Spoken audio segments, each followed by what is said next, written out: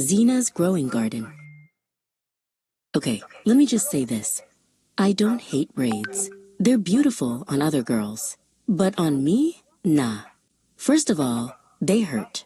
Like, actual pain. You know that burning feeling when the hairstylist pulls your scalp as if she's fighting World War III with your hair? Yeah. No, thank you.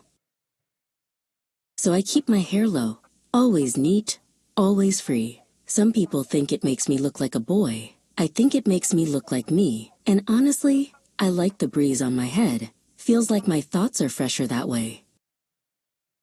Plus, when I'm solving math problems, which I love, by the way, it's like my brain works faster without all that weight. Math is my safe place. The numbers don't laugh at you. They don't gossip behind your back. They just sit there waiting to be solved. Some people call me the genius girl. My dad, who's an engineer, just smiles and says, smart girl. My mom, who's a journalist, says I'll either build bridges or write about them. Me? I'm not sure yet, but one thing I know.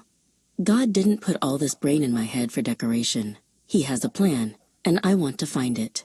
That's why I share my stories on Zina's Storytime on YouTube. Maybe it'll help you figure out yours too. Zina loved her quiet time, especially after school. It was when her thoughts felt freshest, ready to tackle any problem. But quiet was a rare thing in a house with her two younger brothers, Sineto and Aima. They were like a whirlwind, always buzzing with energy. Sineto, who was 10, was the chief inventor of games, most of which involved a lot of running and shouting. Aima, 8, was his enthusiastic assistant, always ready to follow Sineto's lead, even if it meant knocking over a stack of Zina's carefully arranged books. One afternoon, Zina was deep into a particularly tricky algebra problem. She had almost found the solution when a loud crash made her jump. Sineto and Aima had decided her math textbook made an excellent ramp for their toy car.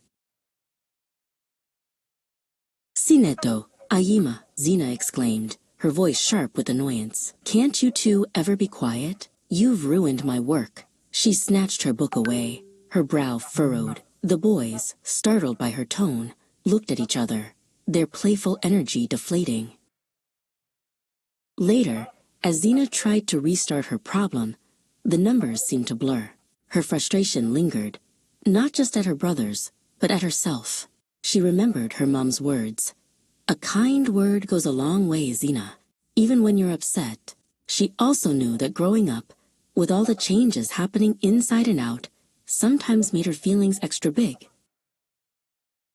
The next day, Zina saw Sineto and Aima building a fort out of cushions. Instead of sighing, she took a deep breath. That looks like a really strong fort, guys, she said, her voice calm. Would you mind if I joined you? But maybe we could keep the noise a little lower so I can still think? Sineto's eyes widened. Really? You want to play? Aima cheered. Zina helped them arrange the last cushion, and together, they created the best fort ever. Zina realized that a little patience and a polite request could turn a whirlwind into a wonderful adventure. This was another step in understanding herself and how to navigate the world around her. From then on, Zina still had moments of frustration, but she learned to pause, take a breath, and choose her words carefully. Her brothers, in turn, learned to be a little more mindful. Their house was still full of energy, but now it was also full of understanding and a lot more laughter. Zina knew that growing up meant learning to build bridges, not just with numbers, but with people too. This journey of understanding ourselves and connecting with others is what Zina Storytime is all about. What are some of your big feelings or challenges you've faced recently? Share in the comments below. And don't forget to like this video and subscribe to my channel for more stories about growing up, being true to yourself, and finding your own unique path. See you next time.